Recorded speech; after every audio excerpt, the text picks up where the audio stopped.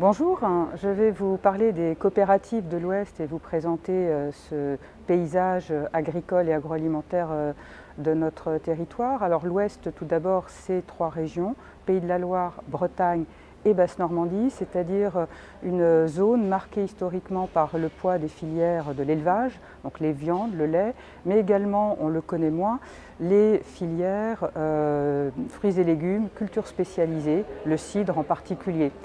Évidemment, les coopératives ont structuré leur activité à partir de ce paysage agricole particulier qui est le nôtre, ce qui se caractérise aujourd'hui par une très grande diversité des activités à l'Ouest, tant en termes de métiers qu'en termes aussi de typologie d'acteurs, puisqu'on a des acteurs qui vont être des groupements impliqués dans la commercialisation, la collecte.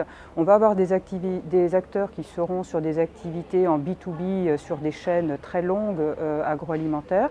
Et puis on aura également des acteurs qui vont être directement au contact des consommateurs en ayant des produits identifiés de marque en lien donc avec la grande consommation. Donc, maintenant, si on se projette, nous avons bien sûr dans ce territoire de très grands défis à relever. Nous avons bien sûr le défi de la compétitivité des filières. C'est aujourd'hui un leitmotiv de notre organisation. Donc c'est un travail sur lequel les coopératives sont très engagées et on a été notamment ces dernières années très marqués à l'Ouest par une phase de réinvestissement important des coopératives, notamment d'ailleurs dans le secteur laitier. C'est ce qui est le plus visible, même si ce n'est évidemment pas exclusif, compte tenu de la fin des quotas notamment.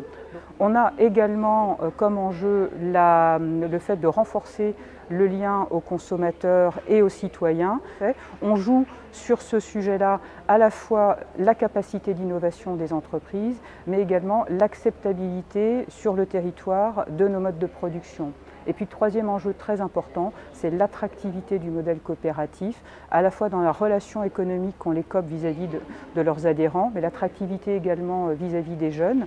Et à cet égard, à l'Ouest, on travaille notamment beaucoup avec les DRAF et avec les lycées agricoles pour pouvoir expliquer ce qu'est la coopération dans les lycées agricoles de l'Ouest, de façon à mieux informer les jeunes de ces formes d'organisation économique qui peuvent être leurs choix futurs.